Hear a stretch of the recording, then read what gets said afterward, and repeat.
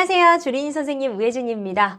요즘 주식시장 열풍이 불면서 많은 분들이 또 세세한 거 하나하나에 관심을 많이 갖고 계세요. 그래서 오늘도 제가 여러분들의 질문을 통해서 영상 풀어드리도록 하겠습니다. 이런 이야기 많이 들어보셨죠? 기관이 매도한 물량들 개인이 다 받아낸다. 개인이 강할까? 기관이 강할까? 이런 이야기들 여러분 요즘 많이 들어보셨을 거예요.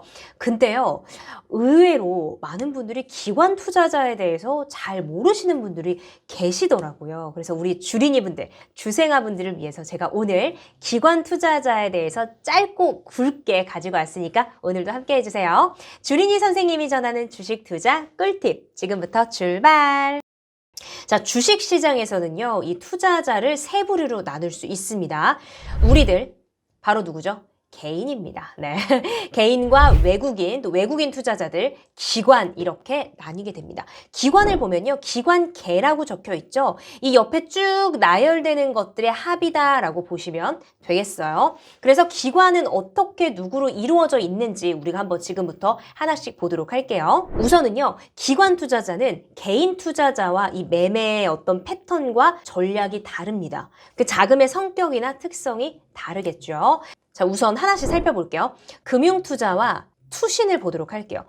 이거 다 무슨 투자하는 투자 신탁 같은 거 같은데 뭐가 다르지 하시는 분들이 있을 거예요. 자, 우선 금융투자, 투신 모두 다 증권사와 운용사에서 나오는 주문을 이야기를 합니다. 근데 두 가지가 조금 달라요. 우선 금융투자는요, 그 기관에서 증권사, 운용사라고 말씀드렸잖아요.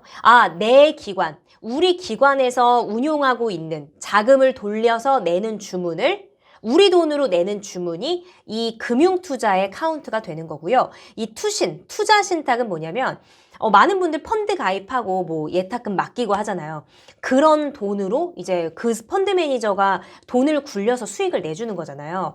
그 사람들의 우리 돈이 아닌 고객의 돈으로 굴려서 내는 주문들이죠. 고객의 돈으로 매매하는 것들이 이제 투신, 투자 신탁의 카운트가 돼서 나온다라고 보시면 돼요. 너무나 쉽죠.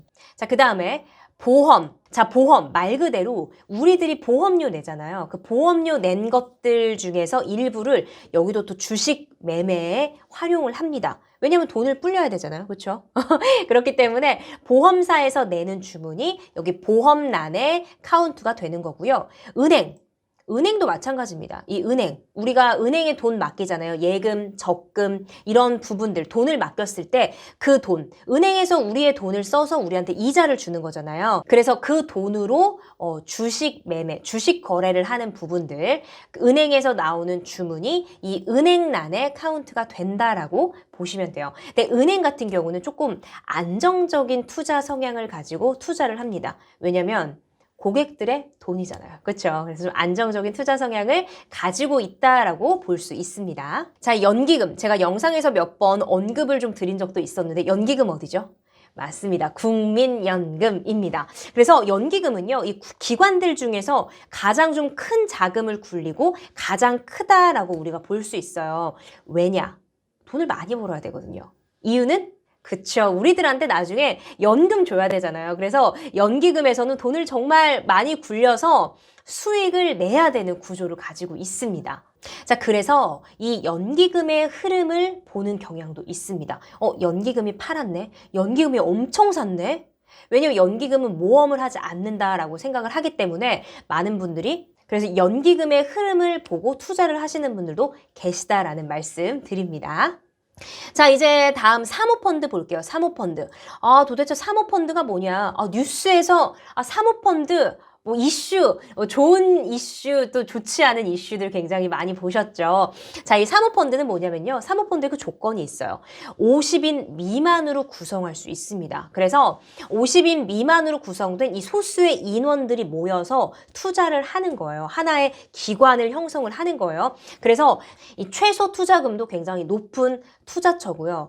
투자 금액도 굉장히 높습니다.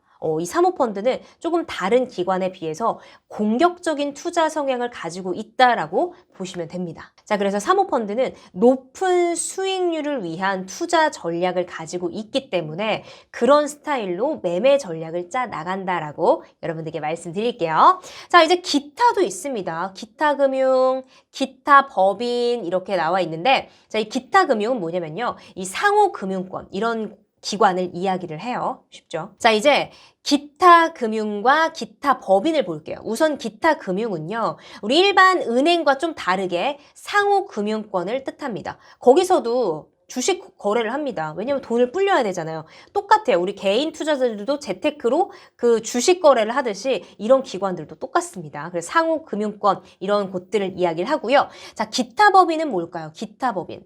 각 기업에서도요, 그냥 우리 주식 상장만 해놓고 끝이 아닙니다. 각 기업들에서도 주식 거래를 하겠죠. 주식 매매를 하겠죠. 그래서 기타 법인 예를 들면요, 뭐 삼성전자에서 현대차 주식을 산다거나, 현대차가 뭐 포스코 주식을 산다거나 쉽게 생각해서 이런 기관들이 거래하는 것들을 이야기를 합니다. 그래서 기타 법인에 카운트 되는 것들은 그런 부분이다라고 생각하시면 될 것 같습니다. 자, 그래서 여러분 기관은요, 어떤 기관이냐, 어떤 매니저가 굴리냐에 따라서 매매 전략이 달라진다는 거 여러분 알고 계시면 되고요. 개인과 기관은 조금 다른 매매 전략을 가지고 있다고 했잖아요. 우선 개인들은 공매도, 뭐 방법은 있지만 잘 활용을 안 한다고 예전 영상에서 한번 말씀드린 적이 있고요. 기관은요, 이 공매도를 사용하기도 하고요. 그다음에 프로그램 매매를 하기도 하고 차익 거래, 뭐 선물을 통해서 선물 시장과 관련된 영상도 제가 올려놨거든요. 이 선물을 통한 해지 전략, 이런 방법들을 통해서 매매하는 그런 방법들이 굉장히 다양하다라고 여러분들이 보시면 될 것 같습니다. 자, 우선 이 기관의 공통점은 뭐냐면요. 나 개인 투자자는 우회진 돈을 우회진이 직접 굴리는 거잖아요. 근데 기관은 내 돈을 내가 굴리는 게 아니라 남의 돈을 모아서 굴리는 거예요. 개념이 정말 어렵지 않죠. 자, 주기적으로 그래서 평가가 들어갑니다. 이 사람들 돈 모아서 굴리는데 잘 굴리나 안 굴리나, 투자를 잘 하고 있나 확인을 해야 되잖아요. 그래서 주기적으로 평가가 들어간다 정도까지만 여러분들 파악하고 계시면 될 것 같습니다. 자, 그래서 요즘에 굉장히 많이 나오는 단어들, 개인, 외국인, 기관 투자자 이렇게 나와 있는데요. 여러분들께 기관 투자자들에 대해서 짧고 굵게 개념 정리 도와드렸습니다. 주식 투자에 있어서 뭐 재테크 방법에 있어서 어떤 경제적인 부분에 있어서 여러분 궁금한 내용 있으시면요. 상단에 나와 있는 연락처로 질문 남겨주시면 제가 이렇게 경제적 참견 영상에서 또 풀어드리도록 할게요. 그럼 저는 다음 영상에서 인사드릴게요.